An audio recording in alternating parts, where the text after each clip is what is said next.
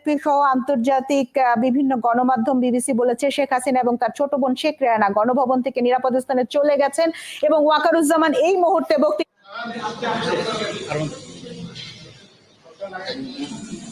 বিসমিল্লাহির রহমানির রহিম। প্রিয় দেশবাসী, আসসালামু আলাইকুম। আপনারা জানেন যে দেশে একটা ক্রান্তিকাল চলছে। আমি সমস্ত রাজনৈতিক দলের নেতৃবৃন্দকে এখানে আমন্ত্রণ করেছিলাম, ওনারা এখানে এসেছেন। আমরা একটা সুন্দর আলোচনা করেছি। সেখানে আমরা সিদ্ধান্ত নিয়েছি যে একটা ইন্টারিম গভর্নমেন্ট আমরা ফর্ম করব এবং ইন্টারিম গভর্নমেন্টের মাধ্যমে এদেশের সমস্ত কার্যকলাপ চলবে। আমরা এখন মহামান্য রাষ্ট্রপতির কাছে যাব যে এই ইন্টারিম গভর্নমেন্ট ফর্মের ব্যাপারে ওনার সাথে আলোচনা করে আমরা একটা ইন্টারিম গভর্নমেন্ট ফর্ম করে দেশ পরিচালনা করব। আমি আপনাদের কথা দিচ্ছি, সমস্ত হত্যা, সমস্ত অন্যায়ের বিচার আমরা করব। আপনারা সেনাবাহিনীর প্রতি আস্থা রাখেন, সশস্ত্র বাহিনীর প্রতি আস্থা রাখেন। আমি সমস্ত দায়িত্ব নিচ্ছি, আপনাদের জানমাল, এবং আপনাদেরকে আমি কথা দিচ্ছি যে আপনারা আশাহত হবেন না। ইনশাল্লাহ আপনাদের যত দাবি আছে সেই দাবিগুলো আমরা পূরণ করব এবং দেশে একটা শান্তি শৃঙ্খলা ফিরিয়ে নিয়ে আসব। আপনারা আমার সাথে সহযোগিতা করেন। দয়া করে আর এই ভাঙচুর, হত্যা, মারামারি, সংঘর্ষ এগুলো থেকে বিরত হন। আমি নিশ্চিত যে আপনারা যদি আমার কথা মতো চলেন, আমাদের সাথে যদি একসাথে যদি কাজ করি আমরা, নিঃসন্দেহে আমরা একটা সুন্দর পরিণতির দিকে আমরা অগ্রসর হতে পারব। আপনারা দয়া করে আমাকে সাহায্য করেন। মারামারি করে এই সংঘাতের মাধ্যমে আমরা আর কিছু অ্যাচিভ করতে পারবো না, আর কিছু আমরা পাবো না।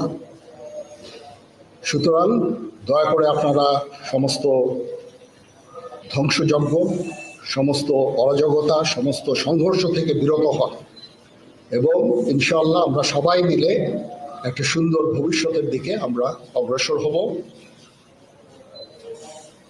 প্রতিটা হত্যার বিচার করা হবে, প্রতিটা অন্যায়ের বিচার হবে। আমরা আজকে সুন্দরভাবে কথা বলেছি। সমস্ত দলের প্রধান দলের নেতারা এখানে উপস্থিত ছিলেন। আমি ওনাদের ইনভাইট করেছিলাম এখানে। ওনারা ভেরি নাইস অফ দেম যে ওনারা এসেছেন অ্যান্ড আমরা একটা সুন্দর আলোচনা করেছি এবং এই আলোচনাটা ফলপ্রসূ হবে বলে আমি মনে করছি এবং আমরা একটা সুন্দর একটা ইন্টারিম গভর্নমেন্ট ফর্ম করে আমরা দেশ পরিচালনা করব। মাননীয় প্রধানমন্ত্রী পদত্যাগ করেছেন এবং এখন একটা ইন্টারিম গভর্নমেন্ট ফর্ম করে আমরা আমাদের কার্যক্রম পরিচালনা করব। আপনারা একটু ধৈর্য ধরেন, আমাদের কিছু সময় দেন। ইনশাআল্লাহ আমরা সবাই মিলে সমস্ত সমস্যার সমাধান করতে সক্ষম হব। আপনারা আর এই সংঘাতের পথে যাবেন না এবং শান্তি শৃঙ্খলার পথে ফেরত চলে আসেন। আমাদের দেশের অনেক ক্ষতি হচ্ছে, অর্থ সম্পদের ক্ষতি হচ্ছে, জানের লোকজন মারা যাচ্ছে।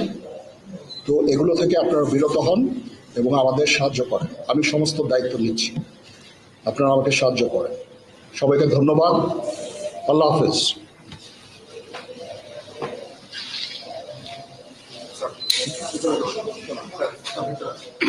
আপনারা কি কোনো প্রশ্ন করতে চান?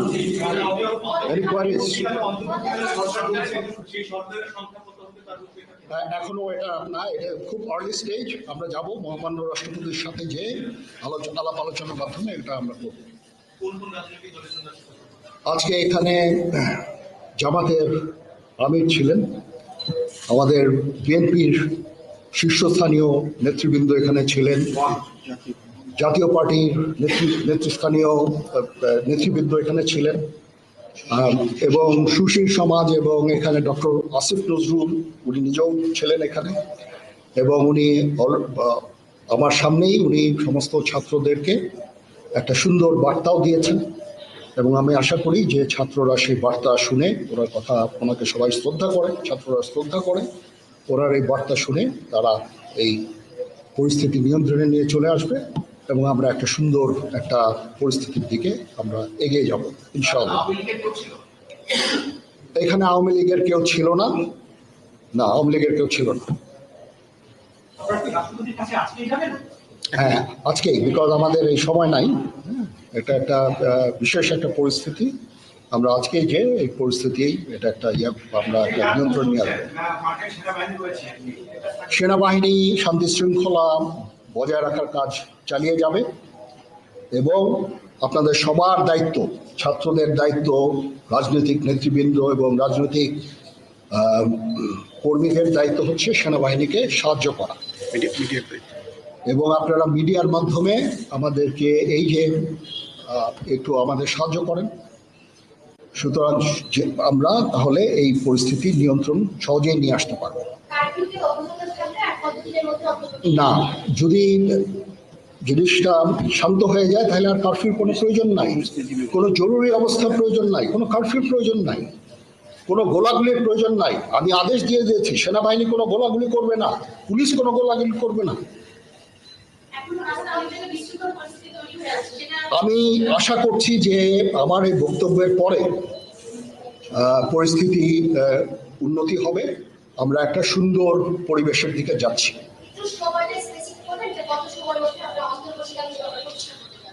আমরা এটা না, আমি আজকে রাতের মধ্যে একটা আমরা সলিউশনে যাওয়ার চেষ্টা করবো, বাট আমাদের হয়তো 2-1 দিন সময় দিতে হবে। এটা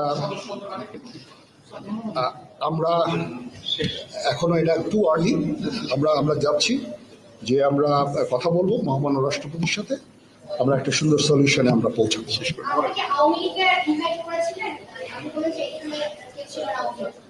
পরিস্থিতি ছিল খুব কম, সময় খুব কম ছিল, আমি যাদেরকে পেয়েছি অনেককেই আমি বলেছি, সবাই হতেন, বাট প্রধান রাজনৈতিক দলের সমস্ত নেতৃস্থানীয় নেতৃবৃন্দরা এখানে ছিলেন, তাদের সাথে আমি কথা বলেছি এবং ওনারা সবাই আমাদের এই প্রস্তাবে, এই যে আমরা যে আলোচনা করছি, সবাই এটাতে রাজি হয়েছে। এখানে মমিনুল হক সাহেব ছিলেন, এখানে জামাতের আমির ছিলেন, জুনায়েদ সাকি উনি ছিলেন, তারপরে ডক্টর আসিফ নজরুল ছিলেন। আমরা সবাই মিলে এবং সবাই আমরা এটাতে একমত পোষণ করেছি। এখন ছাত্রদের কাজ হচ্ছে যে শান্ত হওয়া এবং আমাদেরকে সাহায্য করা। আমি তো বলছি এতক্ষণ আমার এই বক্তব্যের ছাত্রদের প্রতিনিধি বলতে আমি এখন ওনাদের কাউকে পাইনি। আমি ডক্টর আসিফ নজরুলকে রিকোয়েস্ট করেছি, যেহেতু ওনাকে ছাত্ররা শ্রদ্ধা করেন এবং উনিও একটা সুন্দর একটা ভিডিও মেসেজ উনি দিয়েছেন ছাত্রদের জন্য। আমি আশা করব যে এই ভিডিও মেসেজটাও কাজে হবে, কাজ দিবে। এইভাবে আমরা কাজ করে নেব। সবাই ভালো থাকেন, সবাইকে ধন্যবাদ। এখানে আপনারা যত প্রশ্ন করতে থাকবেন আমাকে দেরি করাবেন, ইট ইজ টু আর্লি। আমরা কাজ করছি, আমাদের একটু কাজ করতে দেন, একটু সময় দেন, আমরা একটা সলিউশনের মধ্যে আমরা যাব ইনশাআল্লাহ। আপনারা সবাই যারা আন্দোলনরত, যারা ছাত্ররা আছেন, আন্দোলনরত যত লোকজন আছেন, দয়া করে ঘরে ফিরে যান। সবাই ভালো থাকেন, আল্লাহ আমাদের মঙ্গল করুক। আল্লাহ হাফেজ।